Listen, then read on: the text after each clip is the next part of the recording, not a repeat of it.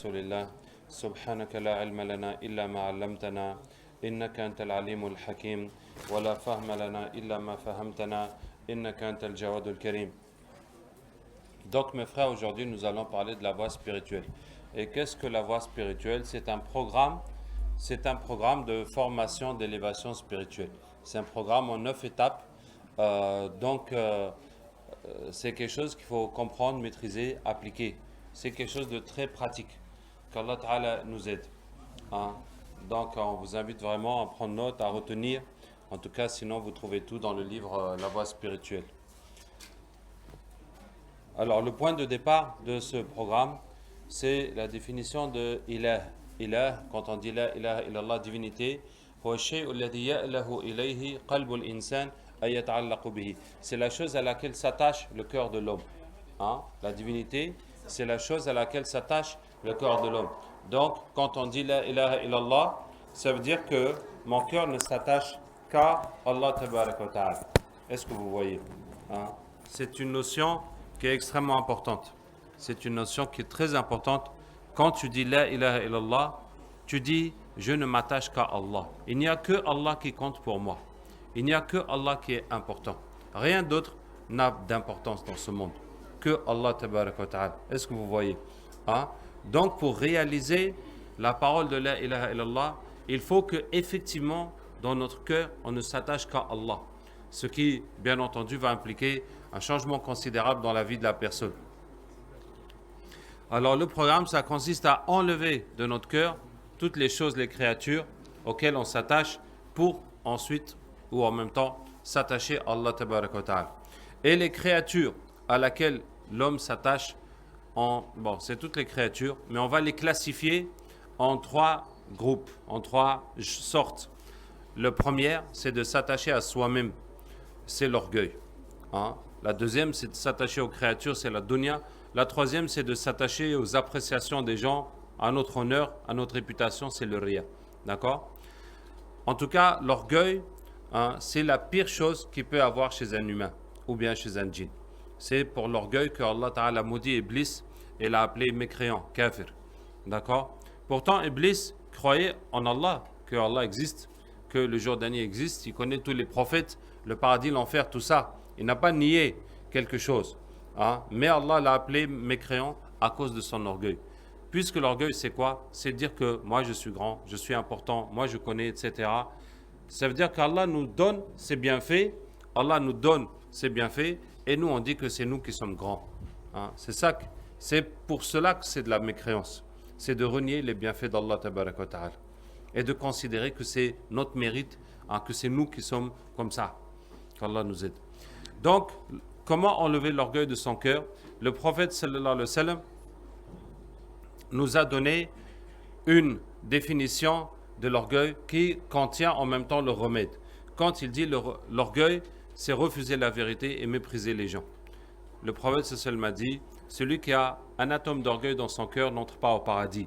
Ils ont dit à Rasulallah, mais on aime bien s'habiller, avoir des belles chaussures, etc. Et dit non, Allah est beau, il aime la beauté. L'orgueil, c'est refuser la vérité et mépriser les gens. Donc si on te donne un conseil, on te corrige, et tu sais que c'est vrai, mais tu te fâches, et tu te vexes, et tu dis comment ça, toi tu es qui, tu viens me montrer, tu ne sais pas moi qui je suis, ça, et tu commences comme ça à te défendre. Hein, comme Allah tabaraka wa ta'ala dit, وَإِذَا قِيلَ لَهُ اتَّقِ اللَّهِ أَخَذَتْهُ الْعِزَّةُ بِالْإِثْمِ. Quand on lui dit crains Allah, il se met à se défendre de son péché. Hein, à se défendre, à s'enorgueillir de ce qu'il a fait. Non, pourquoi si j'ai raison, c'est comme ça, alors qu'il sait très bien que c'est faux.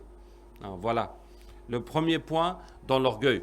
Donc ce qu'il faut, quelle que soit la façon qu'on te corrige, qu'on te conseille, il faut accepter. Comme Allah Ta'ala dit, ceux qui écoutent les paroles, qui suivent les meilleurs. Ce qui compte, si on t'a dit quelque chose de vrai, tu acceptes, quelle que soit la façon ou la personne qui t'a dit ça.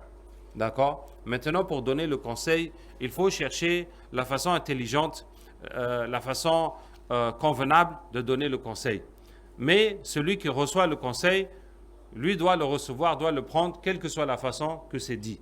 Hein, vous voyez, par exemple, Sayyidina Omar radiallahu anhu prêchait une fois dans la mosquée le sermon du vendredi et il a dit maintenant les dots, les gens ils exagèrent, ils donnent trop cher. Bon, le prophète sallam n'a pas dépassé 400 dirhams, disons 40 000 pour les dots de ses épouses, de ses filles. Maintenant celui qui dépasse ça, je vais prendre ce qui dépasse, je vais mettre ça dans le trésor public. Et une femme s'est levée, elle a dit mais il faut suivre toi ou bien le livre d'Allah, Omar. Il dit comment ça? Elle lui dit, Allah dit, et si vous avez donné à l'une d'elles 100 kilos d'or, un quintal en or. Ah, donc Allah Ta'ala dit dans le Coran que la dot, ça peut faire même 100 kilos d'or. Hein? Donc Omar a dit, Sadaqat al-mar'atu wa kadhaba Omar. La femme a dit vrai, Omar s'est trompé. Voilà, directement. Hein? Pas dire, toi tu es qui, d'où tu viens, ça, tu sais pas qui je suis, moi, tout ça. Non, c'est tout. Ah, je me suis trompé, je me suis trompé, c'est tout. Hein? Donc, si on vous donne un conseil, on nous donne un conseil et je sens que je ne suis pas content parce que je prends ça comme une humiliation, un rabaissement, c'est ça qui est grave. Le fait de se sentir humilié par la vérité. Hein? Ça veut dire comme si que toi, tu es au-dessus de la vérité. Hein? Et qu'on va te ramener dans la vérité, ça va t'humilier, ça va te rabaisser. Tu étais en haut, maintenant tu vas descendre en bas à cause de la vérité. Hein? Tout le problème de l'orgueil est là. C'est que tu te places au-dessus de la vérité. Et Allah Ta'ala, parmi ses noms, il y a Al-Haq, qui est la vérité. Hein? Donc tu es en dessous de la vérité. Si on te dit la vérité, tu acceptes, c'est tout. C'est tout à fait simple. Donc si on te dit quelque chose, ça te vexe, tu n'acceptes pas, tu vas te travailler toi-même. Tu dis, Allah, mais moi je veux quoi? Je veux aller au paradis ou je veux montrer que je suis quelqu'un de génial ou quoi? Donc, je suis content. Puisqu'on me corrige, peut-être que ce défaut, j'aurais mis des années avant de le trouver moi-même. Hein, peut-être que cette erreur, je l'ai répétée combien de fois jusqu'à ce qu'enfin, je trouve quelqu'un qui me dise que c'est faux. Donc, je dois être content. Bien, deuxième point de l'orgueil, ne pas mépriser les gens. Ça veut dire, quelle que soit la personne qu'on voit, on ne sait pas quelle est sa valeur chez Allah. Nous-mêmes, on ne sait pas quelle est notre valeur chez Allah. Comme Allah Ta'ala dit, فَلَا تُزَكُّوا أَنفُسَكُمْ هُوَ أَعْلَمُ بِمَنِ اتَّقَى. Ne vous félicitez pas vous-même, c'est lui qui sait qui est pieux. Hein? Nous tous aussi, on ne sait pas qui sa prière est acceptée ou pas. Hein? On peut voir quelqu'un qui est nouveau, quelqu'un qui fait des bêtises, quelqu'un qui n'est pas encore bien instruit dans l'islam, mais est-ce que tu sais si ta prière est acceptée ou pas? Et lui, que sa prière est acceptée ou pas? On ne sait pas. Alors le prophète sallam nous raconte l'histoire de deux hommes chez les Juifs, dont un adorait Allah, l'autre désobéissait. Et l'adorateur, chaque fois, disait à l'autre, arrête de faire ça, c'est péché, c'est haram, arrête de faire ça. Et l'autre continuait seulement dans ses péchés. Et un jour, il l'a trouvé en train de commettre un péché. Il lui dit, mais arrête de faire ça, c'est haram. Il lui dit, mais laisse-moi, mais Allah t'a envoyé spécialement pour moi ou quoi? Mais va t'occuper de tes affaires, laisse-moi tranquille un peu. Hein? Alors l'autre a dit, Wallahi la yaghfirullahu li fulan. Wallahi, Allah ne va pas lui pardonner. Et le prophète me dit que Allah va appeler le jour dernier, qui est-ce qui jure que je ne vais pas pardonner? Tu es qui toi pour jurer même que je ne vais pas pardonner?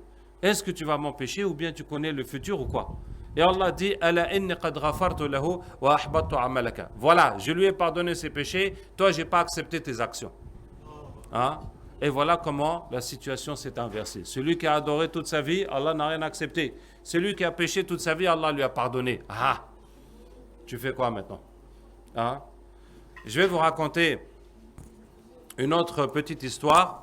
C'est une histoire véridique, mais malheureusement, j'ai oublié les noms des intervenants. Et c'était une époque dans l'islam où il y avait le plus grand cheikh de l'islam qui est venu à Damas, en Syrie. Il a été reçu par le cheikh de Syrie. Et il a dit au cheikh de Syrie, tu vas prendre cette bourse, cet argent, tu vas trouver les prostituées qu'il y a à Damas, tu leur donnes ça de ma part, tu lui dis que le cheikh tel, il est de passage ici, il vous donne ce cadeau, et il vous demande de faire des prières pour lui, des bénédictions pour lui. Hein? Alors le cheikh de Damas était vraiment étonné. Comment ça, aller faire des cadeaux jusqu'aux prostituées, même pour leur demander des bénédictions? Vraiment, c'est étonnant. Normalement, on va chercher les hommes pieux, quelqu'un qui va au pèlerinage ou quelqu'un peut-être malade, je ne sais pas, mais comme ça. Mais il ne pouvait qu'exécuter la demande comme l'autre était plus haut que lui. Donc il est allé les voir et les prostituées, voyant le cheikh de Damas, s'étonnaient, qu'est-ce que ce monsieur vient faire chez nous? Et il dit, voilà, je viens de la part de cheikh tel qui est le grand cheikh de l'islam, et il vous donne ce cadeau, et il vous demande de faire des bénédictions pour lui. Alors toutes ces femmes se sont mises à pleurer, et se sont dit comment le grand cheikh nous demande des bénédictions pour lui, et elles se sont toutes repenties à Allah tabaraka wa ta'ala. Après, le savant qui rapporte cette histoire dans son livre, il analyse, il dit mais quelle était l'idée, qu'est-ce que le grand cheikh avait dans la tête pour aller faire ce cadeau aux prostituées. Il dit ce n'était pas une ruse, une sagesse, une stratégie de da'wah pour toucher leur cœur, hein, mais c'était que lui, dans sa conscience, considérait que ses péchés et ses défauts étaient pires que les péchés et les défauts de ces femmes-là. Hein, et que ces femmes-là, comparées à lui, étaient des saintes, et qu'effectivement, de sa position, il avait vraiment besoin de leur bénédiction, de leur dua. Est-ce que vous voyez, hein? Donc c'est ça, ne pas mépriser un musulman. Hein, quel que soit son état, on ne sait pas qu'est-ce que toi tu vaux chez Allah, qu'est-ce que lui, il vaut chez Allah tabaraka wa ta'ala. D'accord? Donc voici hein, la première étape de l'orgueil. La deuxième étape après, c'est la dunya, le matériel. Hein, aimer le matériel, l'argent, etc., etc. Alors cette étape, je vais dire que c'est la plus lourde, parce que l'orgueil, il y en a qui en ont beaucoup, il y en a qui en ont peu, il y en a qui en ont pas, mais la dunya, personne n'y échappe. Et je vais vous donner un petit exemple. Hein, un petit exemple. Le prophète sallallahu m'a dit, si je dis subhanallah walhamdulillah wa la ilaha illallah wallahu akbar, c'est mieux pour moi que ce que le soleil a éclairé. D'accord? C'est mieux pour moi que tout ce qu'il y a sur terre de dire cette parole. Maintenant, si tu marches dans la rue et tu perds 100 francs, est-ce que tu vas prendre le temps de chercher tes 100 francs, de ramasser? Tu vas ramasser, n'est-ce pas? Si tu perds 50 francs, tu vas ramasser aussi. Si tu perds 25 francs, tu vas ramasser. Si tu perds 10 francs, tu vas ramasser. Même peut-être s'il y avait 1 franc, 2 francs, on va ramasser. D'accord? Mais les subhanallah, on passe, le temps passe, on ne ramasse pas comme si on n'a rien perdu. Est-ce que vous voyez? Ça veut dire que dans notre cœur, le subhanallah, ça ne vaut même pas 1 franc. Est-ce que vous voyez? Hein, si subhanallah, par exemple, si ça valait 100 francs, imagine subhanallah, subhanallah, subhanallah, en 1 minute, tu en fais 60, ça fait 6 000 francs. Hein, ça fait que en 1 heure, tu vas faire pour 360 000. Est-ce que vous voyez? Donc, on ne va plus s'arrêter 1 seconde. On ne va plus s'arrêter à n'importe quel moment. On n'a plus le temps de discuter avec les gens, blabla, alors comment ça va ce matin? Non, non, subhanallah, subhanallah, subhanallah. Il n'y a pas besoin. Hein? Tout ça, s'il n'y a pas besoin. Est-ce que vous voyez? Même si ça valait juste 1 franc, ça va te faire pour 1 heure 3600 francs. Et si tu fais 10 heures par jour, ça fait 36 000 par jour. C'est pas mal? 36 000 par jour. Hein? Et qui est-ce qui gagne 36 000 par jour? Hein? Il n'y a pas beaucoup de gens. Ouais, juste de dire subhanallah, alhamdoulilah, tu peux t'asseoir, tu peux marcher, tu peux t'allonger, hein, tu peux te balader dans le parc. Hein, tant que tu n'arrêtes pas le chapelet, ça tourne. Ça compte seulement. Est-ce que vous voyez? Hein? Ça veut dire que si le subhanallah valait ne serait-ce que 1 franc pour nous, on ne va jamais arrêter. Hein? Donc c'est la preuve que ça vaut beaucoup moins que 1 franc dans nos cœurs. Hein? Puisque pour 1 franc, on ne laisserait pas. Or que on peut passer 1 heure, 2 heures de temps, ne même pas dire une fois, sans même sentir qu'on a perdu quelque chose. Est-ce que vous voyez? Hein? Ça veut dire que, voilà, tout le poids de l'argent est écrasant dans nos cœurs. Alors que les hasanat, c'est vague. Hein? Comme un mirage loin, les hasanat, le paradis, le ça. Mais si c'est l'argent, là c'est du solide. Qu'Allah nous aide. Vous voyez? Hein? Donc, c'est tout ça. Pourquoi je vous dis ça? Parce que chacun doit considérer la dunya qu'il y a dans son cœur comme un ennemi. Comme un ennemi qu'il faut absolument sortir. Hein? Pensez pas que dunya c'est votre allié, que vous allez la protéger bien. C'est votre ennemi. Hein? Alors, pour enlever la dunya de son cœur, il y a une seule voie. Il faut la sortir de sa main. Ça veut dire que ce n'est pas possible de s'accrocher dessus, et puis on veut que ça sorte du cœur. Tu vas faire des nafilas, tu vas faire des ramadans, tu vas faire des prêches, et puis d'un autre côté, tu t'accroches à ton matériel pour ne pas le perdre et que ça va sortir du cœur. Vous voyez? Ce n'est pas possible. Il faut qu'on le lâche. Alors pour donner la dunya, il y a 5 étapes que je vais vous dire. La première étape, hein, c'est de donner le superflu, ce qu'on n'a pas besoin. Le prophète sallallahu m'a dit, Ya ibn Adam, innaka an tabdhula al-fadla khayrun laka wa an tumsikahu sharrun laka. Fils d'Adam, si tu donnes ce qui dépasse tes besoins, c'est un bien pour toi. Si tu le gardes, c'est un mal pour toi. Hein. Réfléchissez bien à ce hadith, retenez-le. Parce que ce hadith, c'est le contraire de la conviction de presque nous tous. Hein. C'est le contraire. On pense que si j'ai beaucoup d'argent, si j'ai beaucoup de chaussures, si j'ai beaucoup d'affaires, si j'ai beaucoup de meubles, c'est bien. Ah, j'ai tout ça qui est stocké, c'est bien. J'ai même une chambre qui est pleine d'affaires, c'est bien. Hein. Or que le prophète nous dit non, c'est mal, c'est mauvais. Tout ce que tu as qui dépasse tes besoins, c'est un mal pour toi. Hein. Et si tu le donnes, c'est un bien pour toi. Est-ce que vous voyez? Il faut voir ça. Maintenant, il faut regarder chez toi, tout ce que tu n'as pas besoin, il faut débarrasser ça. Hein, puisque c'est un mal pour toi. Et si tu le donnes, c'est un bien pour toi. Donc, dès qu'on va rentrer à la maison, chacun où est-ce qu'il est, tu vas chercher toutes les choses qui ne sont pas utiles. On ne te demande même pas de sacrifier les choses qui sont importantes pour toi. Non, les choses qui ne te servent à rien, qui sont là inutilement, hein, qui occupent la place inutilement. Hein, tu vas ramasser tout ça, tu vas donner à quelqu'un qui a besoin. Quand tu vas donner, masha'Allah, hein, ta foi va augmenter. Hein, parce que le poids de ce que tu as donné pour Allah tabaraka wa ta'ala, ce poids que tu as sorti, ça va être remplacé par la foi. Hein? Ça veut dire que tu vas acheter la foi pour... Hein, ça veut dire si tu vas acheter ça à 20 000, maintenant les 20 000 sont partis. Mais ça, maintenant, ça vaut 20 000 dans ton cœur. Ça veut dire si ça se casse, clac, ça fait mal pour 20 000. Est-ce que vous voyez? Hein? Donc, parce que tu as acheté à 20 000. Et c'est comme ça qu'on va acheter la foi. Hein? Ça veut dire que maintenant, tout ce que tu possèdes, c'est de la monnaie, hein, pour acheter la foi. Hein? Tout ça, ça te sert à acheter la foi en le donnant à Allah tabaraka wa ta'ala. Donc, on va commencer. Les choses qui ne te servent à rien, tu vas tout donner et tu vas voir, tu vas te sentir bien, tu vas te sentir léger, ta foi va augmenter. Et là, tu t'aperçois que toutes ces choses, c'était un poison qui empêchait la foi de se développer dans ton cœur. C'était un poison que toi, tu gardais jalousement, pensant que c'était un bien, mais c'était un mal pour toi. D'accord? Hein? Et deuxièmement, quand tu vas donner pour Allah, Allah va te remplacer ce que tu as donné. Allah va te remplacer ça par des choses utiles et des choses bénéfiques. Voilà. Donc maintenant, tu vas apprendre à avoir confiance en Allah tabaraka wa ta'ala. Hein, comme tu sais que quand tu as mis ton argent en banque, tu peux le récupérer quand tu veux. Et maintenant, tu sais que quand tu as donné à Allah, mais Allah ta'ala va te donner aussi. Hein, mais Allah, il a plus de guichets que n'importe quelle banque. Parce que tu peux déposer chez Allah n'importe où avec n'importe qui. Hein? Et Allah aussi peut te le rendre n'importe où, de n'importe quelle façon. Masha'Allah. Hein? Donc je vous dis, ça c'est le premier niveau. Pour donner, il y a 5 niveaux. Le deuxième, donner quand on te demande. Voilà, une grande sunna du prophète sallallahu alayhi wa sallam, que les sahaba disaient, quoi qu'on demande au prophète sallallahu alayhi wa sallam, il n'a jamais refusé. Masha'Allah. Hein, il y a beaucoup qui aiment les sunnas, mais il y en a rarement que j'ai vu qui aiment cette sunna-là. Alors quand tu vas faire ça, hein, tu vas dire, Ya Allah, moi je veux la foi, je veux connaître ce que les sahaba sentaient dans leur prière, dans leur foi, etc. Hein, et je veux sortir la dunya de mon cœur, et voilà, je vais faire cette sunna du prophète sallallahu alayhi wa sallam, je vais donner tout ce qu'on me demande. Et il va se passer quelque chose de vraiment étrange. Tu vas voir les gens défiler, venir de partout, donne-moi ceci, donne-moi cela, jusqu'à ce que tu dis, ah, mais comment ils ont su que moi j'ai décidé de donner tout ce qu'on me demande? C'est pas possible. Hein?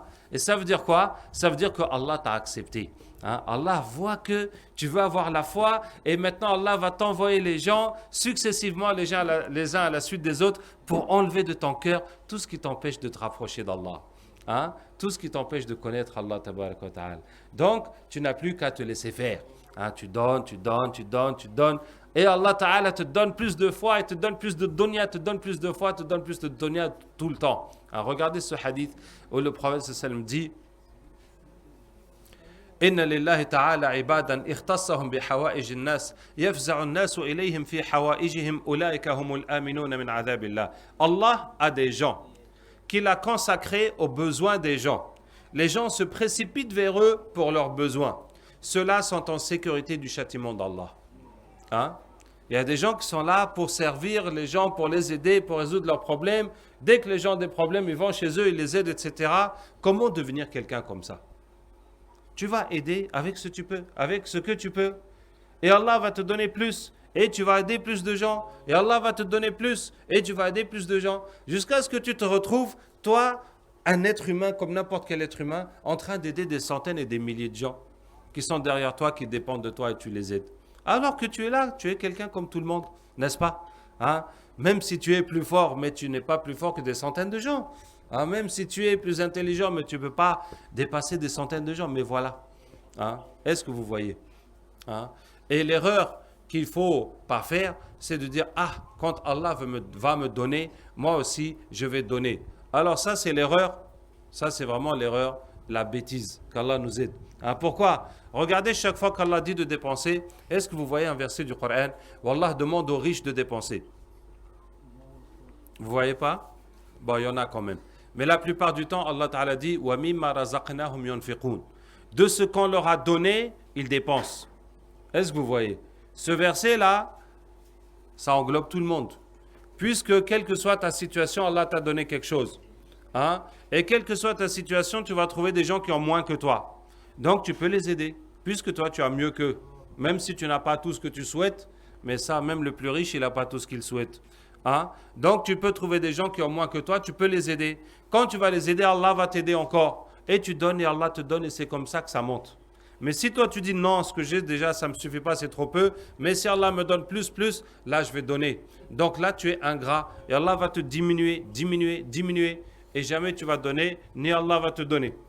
Hein, comme tu es, tu vas rester, qu'Allah nous aide. D'accord? Donc je disais, le deuxième niveau, quoi? C'est donner ce qu'on nous demande.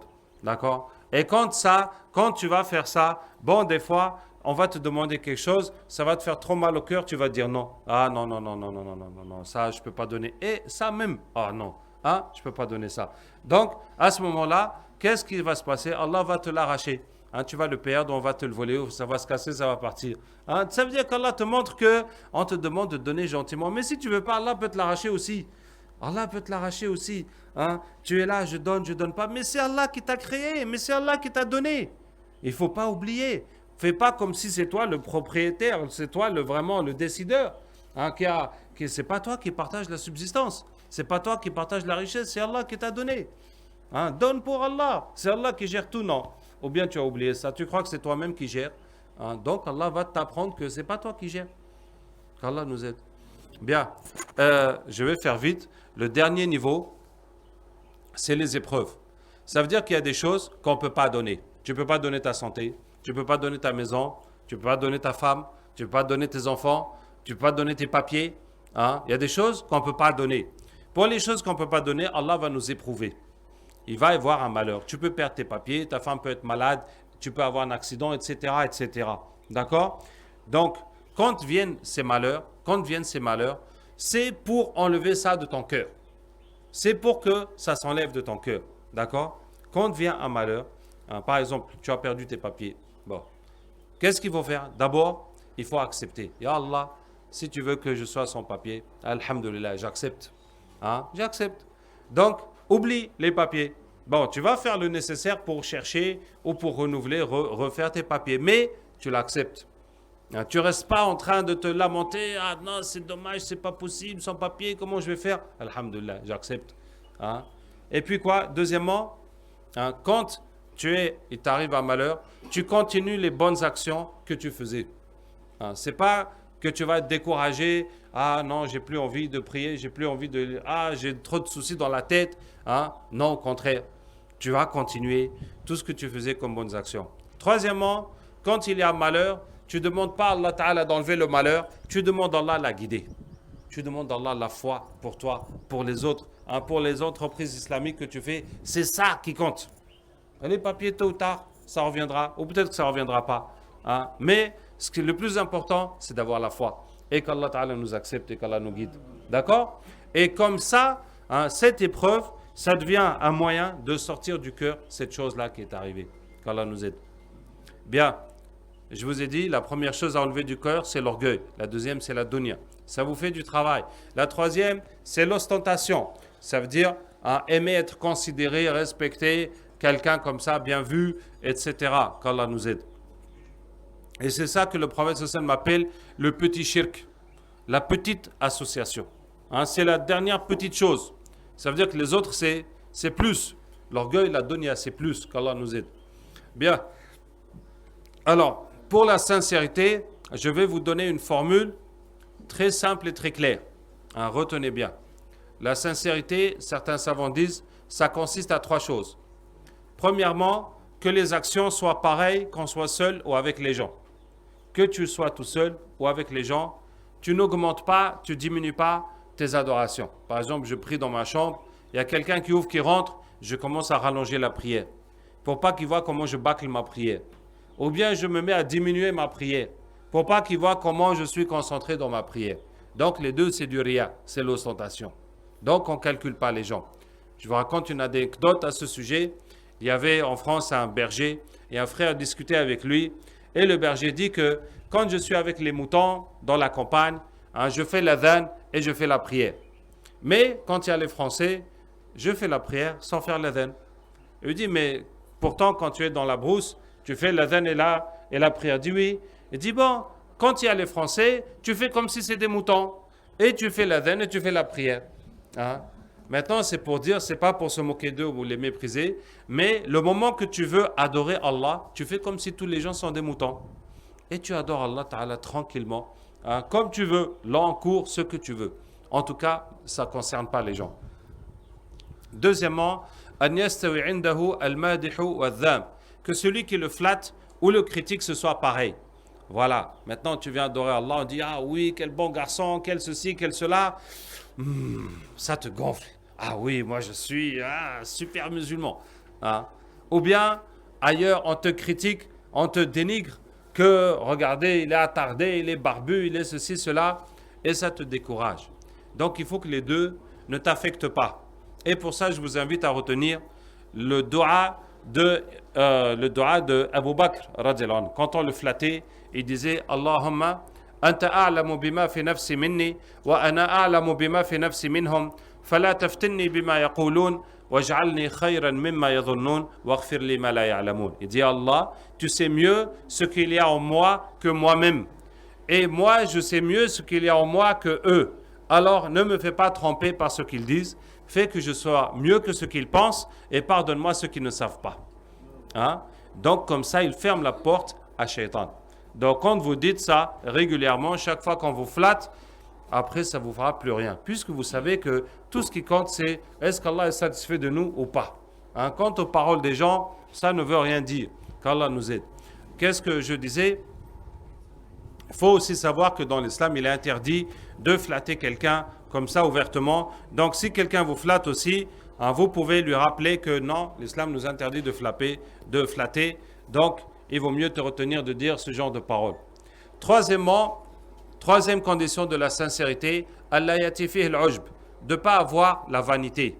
Ça veut dire que tu adores Allah et puis tu dis, moi, j'ai tellement bien adoré, j'ai même pas fait les péchés, je fais tout ça, yawm al-qiyamah, je vais passer sur le pont comme une flèche, et ça va pas être le paradis en bas pour les rescapés de l'enfer. Même je me demande si pour arriver au prophète, il me manque 1 degré ou bien 2 degrés.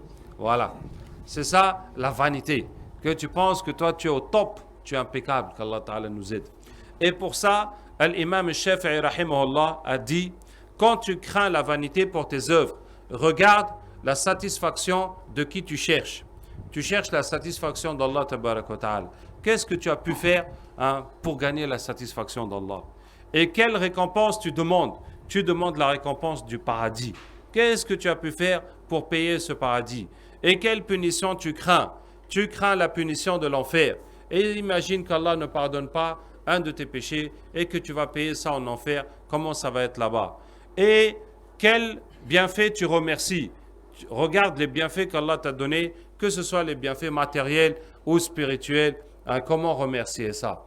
Et puis, de quel malheur tu te souviens? Comment tu étais dans les difficultés, que ce soit matériel ou que ce soit que tu étais loin de la religion et Allah Ta'ala t'a sauvé de tout ça. Qu'est-ce que tu as fait pour remercier Allah de ça? Donc, il dit l'imam Shafi'i rahimahullah, si tu penses à une de ces 5 choses, tu verras que tes actions sont toutes petites. Voilà. Donc, ça c'est pour le riya. Maintenant, 4e étape, on va passer dans la partie de connaître Allah Tabaraka wa Ta'ala. Connaître Allah. Et le premier attribut d'Allah qu'on va connaître, c'est Allah le Créateur.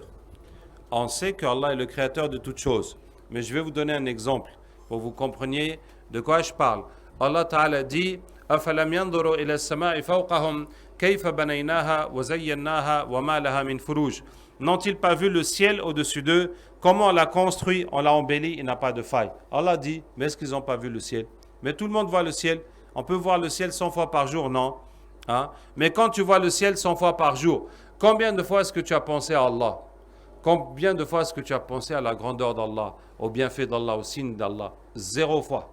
0 fois. Et combien de fois tu as vu les arbres? Et combien de fois tu as vu, etc., etc., les choses qu'Allah nous décrit, et pourtant tu vois rien. Est-ce que vous voyez? Hein? Donc c'est ça qu'on veut changer. C'est ça qu'on veut changer. Ça veut dire qu'on voit les signes d'Allah, les bienfaits d'Allah, les choses dont Allah nous parle répétitivement dans le Coran, ça ne nous fait rien. Mais si tu vois une belle voiture, ça va rentrer bien direct dans ta tête, dans ton cœur, tu vas aller parler de ça partout.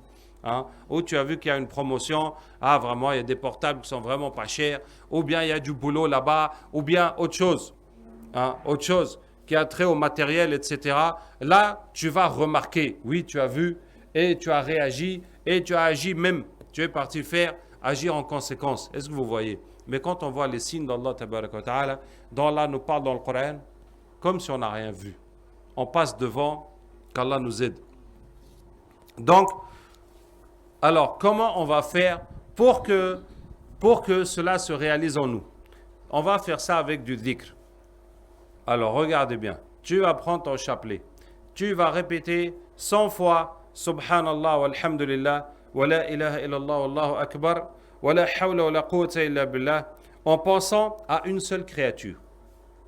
Tu vas choisir une créature pour méditer dessus. Par exemple, je vais penser à mon corps. Et je vais répéter ça. Subhanallah, comment Allah a créé ce corps merveilleux, fantastique. Hein, surtout ceux qui ont fait biologie. Mais bon, même si on n'a pas fait, on peut penser combien de choses magnifiques sont dans ce corps. Alhamdulillah, qui m'a donné la santé, la force, l'intelligence, la beauté. La ilaha illallah, ce corps n'est pas pour que je l'adore à la place d'Allah, mais que je l'utilise pour adorer Allah. Allahu Akbar, Allah peut faire plus et mieux que ça, plus de force, de beauté, d'intelligence, de santé. Wala hawla wala quwwata illa billah, ce corps ne peut rien faire ni rien empêcher que par la volonté d'Allah. Voilà. Et je vais répéter ça 100 fois en pensant uniquement à mon corps, à rien d'autre. Maintenant, qu'est-ce qui va se passer? Quand je vais répéter ça 100 fois, il y a plein de pensées qui vont venir dans ma tête. Plein de pensées diverses et variées qui vont venir se bousculer dans mon esprit. Hein? Quelles sont ces pensées? Ça, c'est Shaitan qui ne veut pas que je me concentre dans mon dhikr. Hein? Et qu'est-ce qui donne la force à Shaitan de me faire ça? C'est parce que le prophète sallallahu alayhi wa sallam a dit, Shaitan est accroupi sur le cœur de l'homme. Quand il évoque Allah, il se tait, et quand il oublie, il murmure. Quand il oublie, quand il évoque, il se tait. Quand il oublie, il murmure. Pour ça, il s'appelle Al-Waswas al-Khannas, qui murmure et qui se tait. Dès que tu évoques Allah, il se tait. Dès que tu oublies Allah, il murmure. Donc maintenant, dans ta vie, depuis toujours, combien de temps tu pensais à Allah, combien de temps tu oubliais Allah? Tu vas trouver qu'à plus de 99, combien % tu oubliais Allah. Ça veut dire que pendant tout ce temps-là, Shaitan, il a bien rempli ta tête avec ses idées à lui. Et c'est ça qui fait que quand tu essayes maintenant de penser à Allah, Shaitan te sort toutes ces idées pour te mélanger la tête. Vous me suivez? C'est ce qui te déconcentre. Mais la bonne nouvelle, c'est que ces pensées sont en train de sortir, elles ne sont pas en train de rentrer. Ça veut dire que chaque fois que tu viens une pensée qui te déconcentre de ton dhikr, dès que tu t'aperçois que tu es sorti du contexte, tu coupes la pensée, tu reviens dans ce que tu es en train de dire. D'accord? Tu ne cherches pas comment tu as fait, quel cheminement tu as pris, parce que là, tu ne vas plus t'en sortir. Tu coupes, tu reviens, tu coupes, tu reviens, tu coupes, tu reviens, jusqu'à ce qu'il n'y a plus aucune pensée qui vienne. Est-ce que vous voyez? C'est comme si on va balayer une maison. Dès qu'on commence à balayer, la poussière remplit tout. Donc, il faut continuer seulement jusqu'à ce qu'il n'y en a plus. Quand tu n'en as plus, Là, ça devient clair. Donc, à ce moment-là, on commence à faire le dhikr limpidement, sans aucune pensée parasite dans l'esprit. D'accord? C'est comme si on était dans un brouillard. Et tu avances, tu vois rien, tu avances, et puis tout à coup, tu es sorti du brouillard, maintenant tu vois tout. C'est comme ça. Est-ce que vous voyez?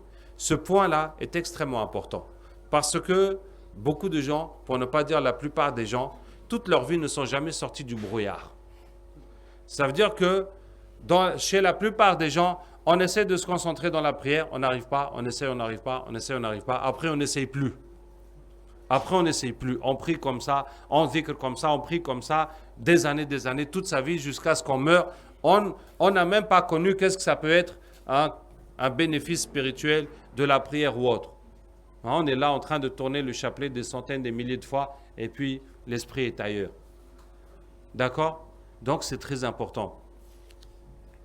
Le moment qu'on fait le dhikr ou bien la prière, c'est un combat pour repousser les idées, se concentrer dans ce qu'on est en train de faire jusqu'à ce qu'il n'y a plus rien qu'on soit dedans. À ce moment-là, on va commencer à récolter les bénéfices spirituels du dhikr, qui sont en premier lieu la sakina, la sérénité. Ça veut dire que tu sens ton cœur s'apaiser, ton cœur se calmer.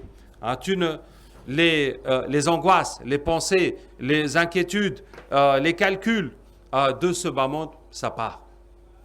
Tout ce que tu dis, si Allah est content de moi, c'est tout ce qui compte. Tout le reste n'est rien. Rien n'est important que Allah tabaraka wa ta'ala. Ça te calme. Et tu penses à la grandeur, comment Allah a créé ça, comment Allah a fait ça. Le deuxième bénéfice ensuite, c'est la lumière. Tu vas sentir une lumière, un plaisir qui vient dans ton cœur. Et c'est l'augmentation de la foi. C'est ça qui est l'augmentation de la foi. Comment la foi augmente? Tu sens cette lumière, ce plaisir qui vient dans le cœur, qui augmente. Et quel est l'effet de cette lumière sur toi, sur la personne? Ça a un effet très précis. Très précis, c'est que ça enlève les ténèbres du cœur. Mais le fait que ça enlève les ténèbres, ce n'est pas une idée comme ça, théorique. Ça veut dire que toutes les mauvaises choses que tu désires, que tu combats, que des fois tu fais, tu regrettes, des fois tu fais pas, tu es content. Toutes ces mauvaises choses, tu les désires plus. Ça ne t'intéresse plus. Tu ne sens plus d'attirance. Tu n'as plus besoin de lutter pour les laisser. Ça ne t'intéresse même pas. Et toutes les bonnes choses que tu luttais pour les faire, tu te battais, des fois tu fais, tu es content, des fois tu fais pas, tu es déçu. Et bien toutes ces choses maintenant, tu les fais sans effort. Tu les fais spontanément. Tu ne sens plus quelque chose qui te retient, qui t'empêche, qui t'alourdit. Il n'y a plus. C'est ça la lumière qui vient dans le cœur. Ça va t'illuminer. Deuxièmement, deuxième effet de cette lumière, c'est que les paroles d'Allah et les paroles du prophète sallallahu alayhi wa sallam et même les choses de la vie, tu les vois autrement. Tu les vois autrement. Tu vas comprendre autre chose. Tu lis le Coran, tu comprends des choses que tu avais lues des dizaines de fois et que tu n'as pas compris. Et dans les hadiths, et dans la vie, parce que c'est la foi qui t'illumine. Si vous voulez, la façon de comprendre la religion avec la foi et sans la foi, c'est comme si quelqu'un lui bande les yeux, on lui dit, lui là c'est qui? Il va toucher comment il est, pour essayer de deviner c'est qui. Mais si tu ouvres les yeux, tu vois, tu réfléchis même plus. C'est évident, c'est un tel. Est-ce que vous voyez? Donc c'est comme ça, quand la lumière vient dans le cœur, on comprend tout de suite. On comprend beaucoup de choses qu'avant, on ne voyait pas. Est-ce que vous voyez? Maintenant, je vous disais quoi? Le dhikr. On va faire combattre les pensées jusqu'à ce qu'il n'y en a plus. Et puis après, on va sentir la sérénité. Et après, on va sentir la lumière. Et on va continuer jusqu'à avoir le maximum de lumière possible. Maintenant, qu'est-ce qui va se passer après? Il va se passer que la règle de Shaitan va être inversée. Suivez-moi bien. La règle de Shaitan, c'est quoi? C'est que chaque fois que tu essaies de penser à Allah, il essaie de te dévier. Maintenant, quand tu vas voir cette créature sur laquelle tu as dhikré, tu vas voir ton corps, si c'est ton corps, tu vas voir le ciel, si tu as fait sur le ciel.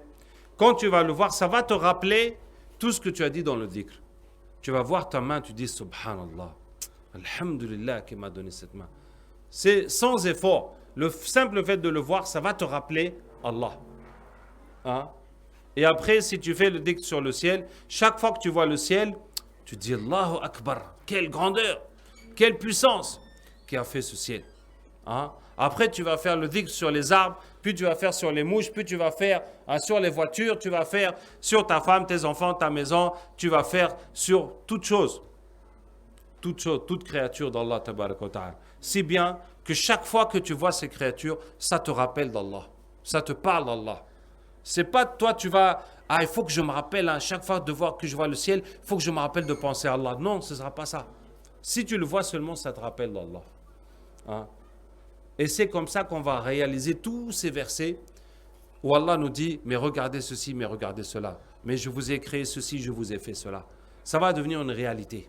Que si on les voit, on se rappelle d'Allah tabaraka wa ta'ala. Est-ce que vous voyez? Hein? Maintenant, ce qui est très très important là-dedans, c'est que je vous ai donné une méthode où on peut augmenter sa foi à volonté. Ça veut dire à tout moment, tu peux faire ton dhikr, combattre les mauvaises pensées, les pensées parasites, jusqu'à ce qu'il n'y en a plus. Tu te concentres, jusqu'à ce que tu sentes la sérénité, puis tu sens la lumière, tu augmentes ta foi et tu continues seulement à augmenter ta foi. Tu n'as pas besoin d'être dans un endroit particulier ou d'avoir un livre ou d'être avec des gens ou quoi que ce soit, tu n'as besoin de rien. À tout moment, tu peux le faire. Est-ce que vous voyez? On a un outil, tu peux augmenter toi-même ta foi tout seul. Tu n'as besoin de rien d'autre que de le faire. Hein? Donc, autant dire que, vraiment, à partir de là, on ne peut plus dire qu'on s'ennuie, qu'on n'a rien à faire, qu'on a du temps à perdre.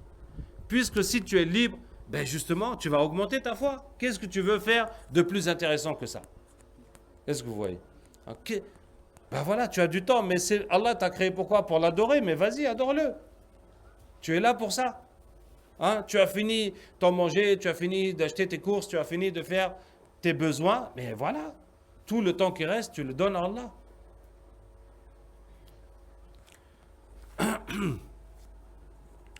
Mais il y a une autre condition. C'est quoi? Quand tu as fait le dhikr, tu as chassé les mauvaises pensées, tu t'es illuminé et tu as quitté. Maintenant, chaque fois que tu vas voir ces choses sur lesquelles tu vas faire le dhikr, ça va te rappeler Allah. Et chaque jour, matin et soir, tu vas faire dhikr sur autre chose. On a dit ton corps, on a dit le ciel, les arbres, etc., etc., etc. Hein, tu fais dhikr sur toutes ces choses et chacune de ces choses va te rappeler d'Allah tabaraka wa ta'ala. Mais il y a une condition. Qu'est-ce qu'il faut? Une fois que tu as enlevé cette poussière, ces pensées parasites, il ne faut pas les laisser revenir. Hein, si après le dhikr, tu regardes n'importe quoi, tu discutes n'importe quoi, tu écoutes n'importe quoi, hein, ça va recharger ton esprit avec les pensées de shaitan. Et quand tu vas venir encore faire du dhikr, il va falloir chasser, combattre toutes ces pensées. Et ça va être trop dur. Et tu vas abandonner. Et tu vas abandonner. Et tu vas retomber dans l'inconscience des bienfaits d'Allah. Hein, et tu vas juste vivre, tu ne vois que le matériel qui intéresse ta poche, ton ventre, etc. C'est ça seulement que tu vois. Et tout ce qu'Allah dit, tu ne vois plus. Est-ce que vous voyez? Hein? Donc, pour accéder à ce niveau de spiritualité, il faut faire un choix de renoncer aux futilités. Hein? Comme Allah Ta'ala dit, قَدْ أَفْلَحَ الْمُؤْمِنُونَ الَّذِينَ هُمْ فِي صَلَاتِهِمْ خَاشِعُونَ وَالَّذِينَ هُمْ عَنِ اللَّغْوِ مُعْرِضُونَ. Ils ont gagné les croyants qui se recueillent dans leurs prières et qui se détournent des futilités. Et tant qu'on ne se détournera pas des futilités, on ne pourra pas arriver au recueillement. Parce que toutes ces paroles inutiles, ces blabla et tout, comme regarder des films par exemple, ça va te remplir le cœur de toutes ces choses inutiles. Et arriver dans le dhikr, ce sera trop à enlever et tu n'auras plus le courage, tu vas laisser. D'accord? Donc à ce niveau, il faut faire un choix de combattre les futilités.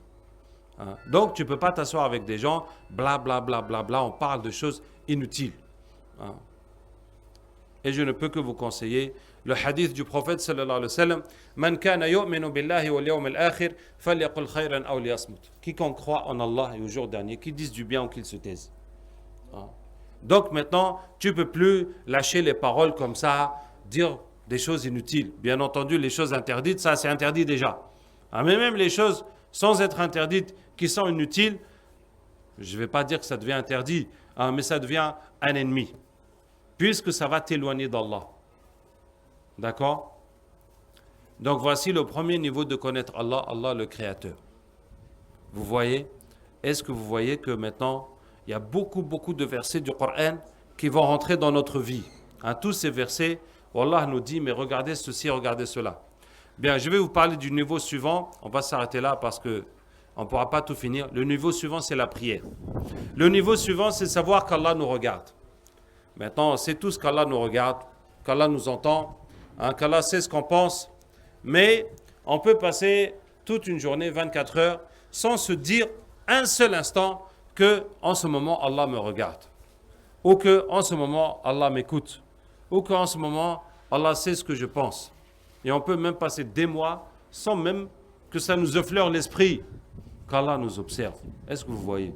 Et pourtant, combien de fois dans le Coran, Allah nous dit Wallahu bima ta'maluna khabir. Allah sait ce que vous faites. Allah vous voit. Allah sait ce qu'il y a dans les poitrines. Wallahu sami'un alim. Allah est audient et omniscient, etc. Allah nous dit ça combien de fois? Combien de fois nous lisons ça? Combien de versets qui nous disent ça? Mais pourtant, on est là comme s'il n'y a rien. D'accord? Alors, comment on va travailler ça? On va travailler ça dans la prière. Et la façon la plus simple d'acquérir la concentration dans la prière, c'est tu vas prendre un temps où tu n'as rien à faire, un temps libre. Et tu vas faire 2 rak'at pour apprendre à te concentrer. D'accord? Tu n'as pas de... Par exemple là, on est libre. Si quelqu'un est libre jusqu'à Asr, voilà, il nous reste 2 heures de temps, tu es là, tu n'as rien à faire. Tu vas faire quoi? Tu vas faire 2 rak'at pour apprendre à te concentrer. D'accord? Et tu pries jusqu'à arriver au sujoud, à la prosternation. Tu vas dire maintenant, je ne vais pas lever ma tête jusqu'à ce que je sois concentré. Allez, je suis là, j'ai tout mon temps. Ça va prendre le temps qu'il faut. J'ai rien à faire. Je ne suis pas pressé de rien du tout. Je vais rester là jusqu'à ce que j'arrive à me concentrer. Et tu vas répéter seulement Subhana Rabbiyal A'la. Tu rajoutes rien. Juste les 3 mots. Subhana Rabbiyal A'la. Voilà, tu dois te concentrer avec ça. C'est tout. D'accord? Tu vas commencer par te concentrer sur le mot Rabbi. Rabbi qui veut dire quoi? On traduit par Seigneur, mais c'est pas ça. Rabbi, c'est celui qui élève. Ça veut dire celui qui t'a créé, qui te donne tout ce que tu as besoin pour vivre, que ce soit en toi ou autour de toi. C'est ça. Hein? Ton créateur, ton bienfaiteur. Rabbi, mon créateur, mon bienfaiteur. Tu répètes Subhana Rabbi al-A'la, je répète Subhana Rabbi al-A'la jusqu'à ce que je sente le mot Rabbi, que je parle à mon Rabb, que je parle à mon créateur, je m'adresse à lui, mon créateur, mon bienfaiteur, je lui parle. Jusqu'à ce que je sois conscient que je suis en train de parler, d'adresser la parole à mon Seigneur, à Rabbi, Subhana Rabbi al-A'la, jusqu'à ce que je comprenne que je parle à mon Créateur, à mon bienfaiteur. Ensuite, Subhana Rabbi. Ça veut dire quoi, Subhanallah? Ça veut dire Tanazzaha anil uyubi wa naqa'is, que Allah, il n'a pas de défaut, il n'a pas de manque. Quels sont les défauts et les manques que les gens attribuent à Allah et dont Allah se défend? Allah Ta'ala dit Subhanallahi amma yasifun, Subhanallahi amma yushrikun. Allah est pur et parfait de ce qu'il lui attribue. Allah est pur et parfait de ce qu'il lui associe. Les gens disent qu'Allah a un enfant et les gens disent qu'Allah a des associés. C'est de cela que Allah dit que non, Allah est pur et parfait, il n'a pas ça. Il n'a pas ce que vous dites. Maintenant, nous savons qu'Allah n'a pas d'enfant et qu'Allah n'a pas d'associés. Mais il y a une forme de shirk qui est en nous, qui est de glorifier les créatures à la place d'Allah. Est-ce que vous comprenez? Comme on a dit par exemple sur l'argent, de donner plus de valeur à l'argent que au subhanallah et autre chose qu'Allah nous parle. Est-ce que vous voyez? Donc, nous sommes en train de minimiser la parole d'Allah et la valeur d'Allah par rapport à la valeur des créatures. Hein, il y a cette forme de shirk. Donc, comprenez bien, Subhana Rabbi. Hein, comment Rabbi, toi qui m'as créé, qui me donne les yeux pour voir, qui me donne la langue pour parler, qui me donne la nourriture, etc. Et moi, je ne vais pas te considérer et je vais considérer les créatures. D'accord? Quand vous dites Subhana Rabbi al-A'la, dans cette position de sujoud. Cherchez le moment dans votre vie, le moment, la scène dans vos 24 heures où vous négligez la valeur d'Allah. Hein? Cherche l'action que tu fais, que ce soit un péché ou une négligence, là où vraiment tu négliges.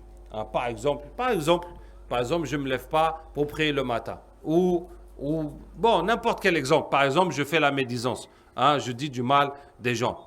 Donc je veux dire, Subhana Rabbi, Rabbi, toi mon créateur, tu m'as donné le bienfait de la parole, de l'intelligence, de la mémoire, de la langue. Et moi, je vais utiliser tes bienfaits pour te désobéir. Et j'ai même pas honte de toi. Hein? Alors que si je suis en train de parler du mal de quelqu'un et que cette personne-là arrive, je ne sais plus comment me mettre. Ah non, excuse-moi, je voulais dire autre chose, blabla. Hein? J'ai honte. Alors que d'Allah, je n'ai pas honte. Hein? Donc je répète, Subhana Rabbi. Rabbi, tu m'as créé, et moi j'utilise tes propres bienfaits pour te désobéir. Et j'ai même pas honte. Hein, j'ai même pas honte. Hein, quelle contradiction. Hein, quelle opposition entre ces mots, Subhana Rabbi. Mon créateur, mon bienfaiteur qui m'a tout donné. Et moi, voilà comment je te traite. Voilà comment je te considère. Voilà à quel niveau je t'ai mis. Je ne t'ai pas mis au niveau que tu mérites. Est-ce que vous voyez? Hein? Et je suis en train d'observer cette contradiction que Allah, mon créateur, mon bienfaiteur qui m'a tout fait, et moi comment je ne le considère pas comme il le mérite. Subhana Rabbi al-A'la, le très haut, le plus haut. Tu es plus haut que ça. Tu es plus haut que la valeur à laquelle je t'ai mis. Hein? Tu vaux plus haut que ça. Hein? Et je répète Subhana Rabbi al-A'la et je regarde comment je peux agir de la sorte. Et je répète seulement Subhana Rabbi al-A'la. Je regarde les bienfaits d'Allah et moi, mon ingratitude. Hein? Et je répète Subhana Rabbi al-A'la. Vous avez saisi? Donc, quand on arrive à comprendre ça, on répète. Une fois que tu es dedans, essaye d'y rester le plus longtemps possible. Parce que ces moments où nous sommes en intimité avec Allah Tabaraka wa Ta'ala sont très rares dans notre vie. Donc, quand tu trouves ça, essaye que ça dure le plus longtemps possible, reste dedans. Maintenant, on va répéter Subhana Rabbi al-A'la jusqu'à ce qu'on sache ce qu'on est en train de dire, qu'on comprenne nos paroles. Ensuite, on va répéter jusqu'à ce qu'on sache qu'on est en train de parler à Allah. On n'est pas en train juste de lire un livre, blablabla. Bla, bla, bla. On est en train de s'adresser à Allah. Et on va répéter jusqu'à ce qu'on sache qu'Allah nous écoute. On n'est pas en train de parler à un mur. On parle à quelqu'un qui nous écoute. Hein, et on va répéter jusqu'à ce qu'on sache qu'Allah nous regarde. Vous voyez? Jusqu'à ce qu'on sache qu'Allah nous regarde. Et quand on est dedans, on va essayer d'y rester le plus longtemps possible. Vous voyez? Maintenant, quand on a fini la prière, qu'est-ce qui va se passer? Hein? Quand on va sentir qu'Allah nous regarde, on va être pris d'une crainte d'Allah. Une crainte. Hein? Et quand tu vas sentir cette crainte d'Allah Tabaraka wa Ta'ala parce qu'il te regarde, eh bien, la crainte des créatures va disparaître. Tout à coup, tu t'aperçois que toutes ces petites créatures-là peuvent rien faire du tout. Puisque tu as peur d'Allah même. Et les créatures, pourquoi tu vas les craindre? Hein? Maintenant, quand on a dit ça, qu'est-ce qui va se passer dans la vie? Quand tu vas quitter la prière, tu vas tout le temps sentir qu'Allah te regarde. Cette présence que tu as travaillé dans ta prière, ça va rester dans ta vie. Et chaque fois que tu vas prier de nouveau, tu vas chercher à nouveau à retrouver cet état pour renouveler ce lien avec Allah Tabaraka wa Ta'ala. Si bien que tu ne vas plus laisser passer une trop longue période sans faire des prières. C'est-à-dire les longues périodes, par exemple, c'est la nuit. Entre Isha et Subh, c'est long. Donc tu vas te lever pour faire des prières. Pour pas que ce soit une longue coupure comme ça dans la prière. Et aussi la matinée, entre Subh et Dhuhr, c'est long. Donc tu vas faire des rak'at en pleine matinée. Aussi pour ne pas laisser cette coupure comme ça trop longue.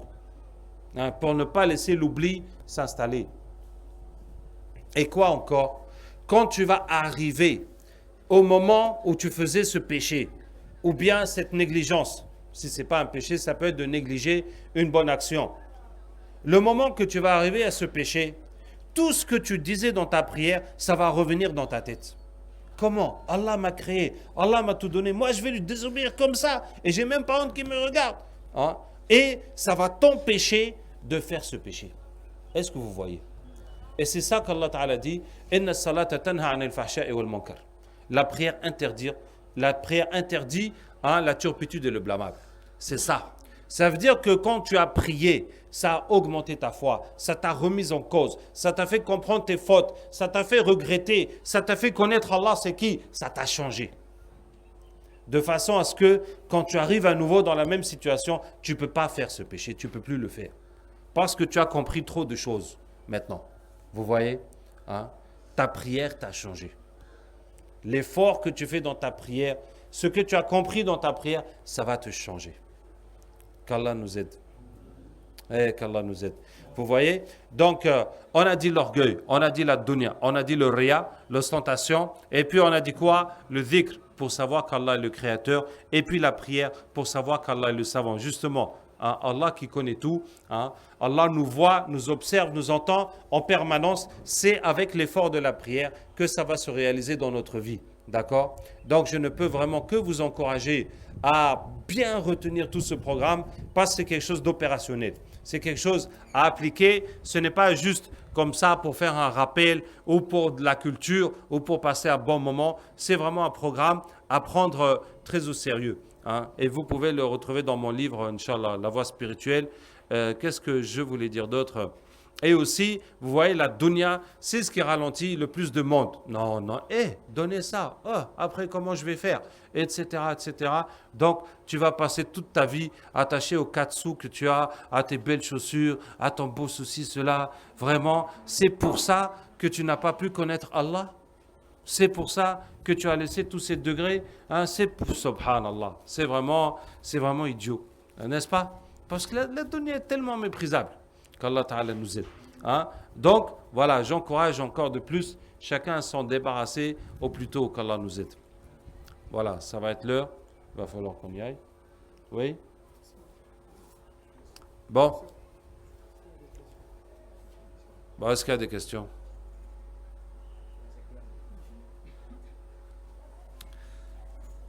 Bien.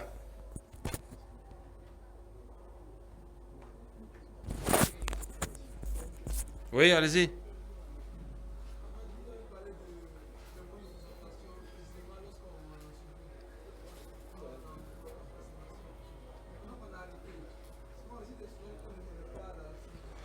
Alors, si vous ne connaissez pas l'arabe, il n'y a pas d'autre choix que d'apprendre l'arabe pour pouvoir vous concentrer dans la prière. Il n'y a pas d'autre façon. Donc, essayez d'apprendre au moins. Commencez par les sourates que vous connaissez. Apprenez la traduction. Essayez de comprendre la traduction mot à mot pour que vous puissiez méditer dessus. D'accord? Voilà. Mais effectivement, vous êtes encore jeune. Je ne peux que vous encourager à apprendre l'arabe. Mais si vous ne comprenez pas l'arabe, il n'y a pas d'alternative vraiment. Je ne peux pas vous dire que si vous êtes debout et vous récitez quelque chose que vous ne comprenez pas, vous allez imaginer que vous êtes devant l'enfer ou devant le paradis pour vous concentrer. Non, je ne peux pas vous dire ça. La concentration qui est demandée, c'est de comprendre ce qu'on dit. Donc de toute façon, même si vous ne comprenez pas, les quelques mots que vous comprenez de temps en temps dans la phrase, essayez de vous concentrer là-dessus. Qu'Allah nous aide. Oui. Oui.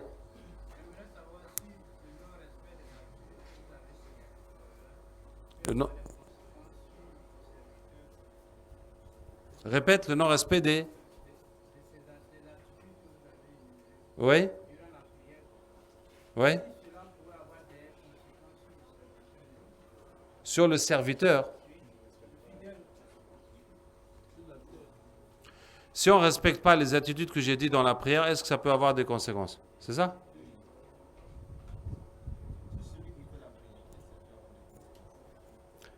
S'il ne respecte pas ce que j'ai dit. Si on prie sans être concentré, oui, ça a des conséquences. Ça a des conséquences que la prière ne vaut pas grand-chose. Tout simplement. C'est tout simplement ça. Puisque il y a plusieurs hadiths qui disent que quand on n'est pas concentré, par exemple, le prophète sallam dit, quelqu'un peut prier, mais on ne lui écrit de sa prière que la moitié ou le tiers ou le quart jusqu'au 10e. Ça veut dire c'est tout ce que tu as gagné dans ta prière, puisque le reste, tu n'étais pas là. Dans un autre hadith, le prophète sallam dit que quand on prie, Allah se met devant la personne. Et quand la personne pense à autre chose, Allah l'interpelle, mais mon serviteur, qu'est-ce qu'il y a? Tu as trouvé mieux que moi? Et si la personne ne revient pas, Allah l'interpelle une deuxième fois, mais mon serviteur, qu'est-ce qu'il y a? Tu as trouvé mieux que moi? Et puis la troisième fois, Allah Ta'ala remet le voile et le laisse, comme il est occupé avec autre chose. Donc Allah le laisse avec ses occupations. Hein, c'est ça. Bon, le sens même de la prière, c'est d'être avec Allah. C'est comme si tu téléphones à quelqu'un, je téléphone à mon ami et je parle avec toi. Il va dire allô, allô, allô, allô. Quoi? Ah, raccroche. N'est-ce pas? Hein?